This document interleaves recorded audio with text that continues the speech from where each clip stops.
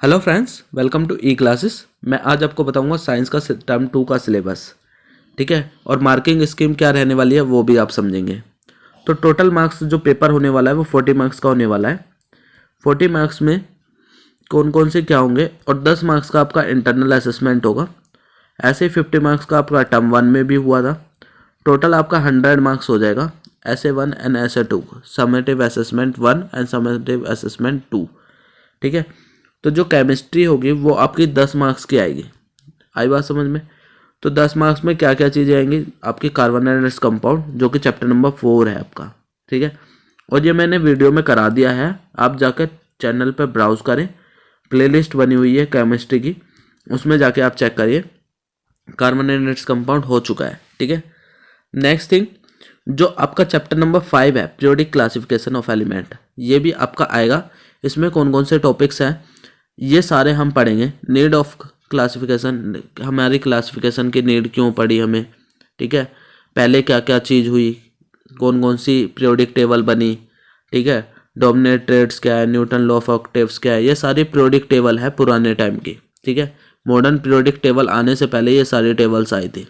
ठीक है, ये सब हम पढ़ेंगे। उसके बाद क्या है आपका, केमिस्ट्री का पोर्शन ख़त्म हो जाता है बायोलॉजी। ठीक है, तो बायोलॉजी कितने नंबर की आएगी? बायोलॉजी आएगी आपकी 13 मार्क्स की। ठीक है, उसके अंदर कौन कौन से चैप्टर हैं? तो चैप्टर नंबर 8 जो कि रिप्रोडक्शन है, हाउ डू ऑर्गेनिज्म रिप्रोड्यूस। उसके अंदर रिप्रोडक्शन में हम कौन कौन सा पढ़ेंगे? Asexual, sexual. ठीक है, रिप्रोडक्टिव हेल्थ क्या है, ये सारी चीज़ें हम करेंगे। HIV एड्स क्या है, ये सारे कॉन्ट्रासेप्टिव वगैरह सब चीज़ें पढ़ेंगे यहाँ पे चैप्टर 8 के अंदर। फिर आता है इसमें बायोलॉजी के अंदर चैप्टर 9, हेरिडिटी एंड एवोल्यूशन। ठीक है, वेरिएशंस क्या है, हेरिडिटी क्या है, मेंडल का एक्सपेरिमेंट क्या है, ये सारी चीज़ें हम यहाँ पे करेंगे। सेक्स डिटर्मिनेशन क्या है। ठीक है, अब उसके बाद है आपका फिजिक्स।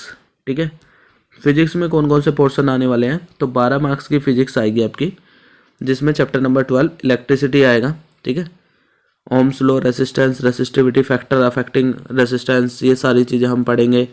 P और VI में ग्राफ जो होता है वो पढ़ेंगे। ठीक है, हीटिंग इफेक्ट पढ़ेंगे।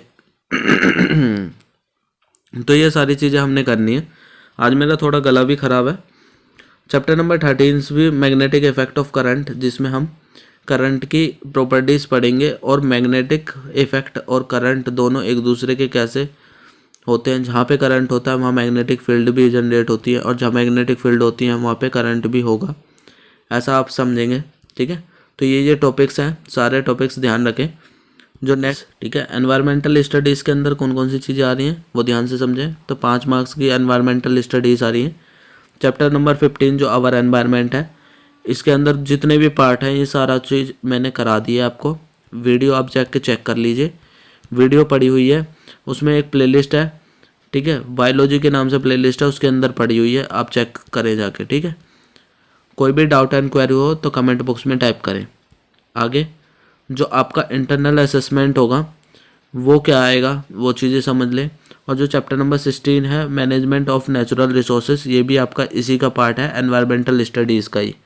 ठीक है, ये सारी चीज़ें हम पढ़ेंगे। कंजर्वेशन क्या है, जुडिशियस यूज क्या है, नेचुरल रिसोर्सेज क्या हैं, आपके रिन्यूएबल रिसोर्सेज क्या हैं, नॉन रिन्यूएबल क्या हैं, कैसे हम यूज़ करेंगे, ये सारी चीज़ें एक एक टॉपिक हम क्लियर करेंगे। ठीक है, आगे आपका जो प्रैक्टिकल्स होने वाले हैं वो प्रैक्टिकल्स में कौन कौन से हैं टर्म 2 में? तो एक प्रैक्टिकल तो आपका फिजिक्स से है। ठीक है, तो फिजिक्स से जो प्रैक्टिकल है उसमें क्या है, आपकी रियोस्टेट लिया जाएगा, उसके बारे में V और I ग्राफ बनाएंगे। V और I ग्राफ के जैसे आपका V बढ़ता है तो I भी बढ़ता है, और I बढ़ता है तो V भी बढ़ता है, यानी V is directly proportional to I, यानी ये ओम्स लॉ से रिलेटेड होगा। तो ओम्स लॉ को समझेंगे यहाँ पे फिजिक्स में। ये प्रैक्टिकल होने वाले हैं आपके 10 मार्क्स के। ठीक है, सेकंड थिंग, आपका बायोलॉजी से प्रैक्टिकल है, जिसमें हम fission, binary fission of amoeba पढ़ेंगे और हाइड्रा पढ़ेंगे। तो ये बुक हैं, इनमें से आप कोई सी भी बुक ले सकते हो, ये CBSE ने रिकमेंड की हैं, आप उस चीज़ को यूज़ करें। ठीक है, यहाँ तक का आपका क्लियर हो गया। तो ये आपके टॉपिक हैं, आपको समझ आया कि जो हमारी केमिस्ट्री थी वो 10 नंबर की थी, बायोलॉजी 13 की थी, फिजिक्स 12 की थी, 5 नंबर की आपकी एनवायरमेंटल स्टडी थी, ये सारे मिला करके तो 40 नंबर बन गए आपके, और बचा हुआ जो 10 नंबर है वो आपका इंटरनल असेसमेंट के होंगे। ठीक है, अगर आपको कोई भी डाउट एंड क्वेरी हो तो कमेंट बॉक्स में टाइप करें। थैंक यू, और ई क्लासेस फैमिली का हिस्सा बने।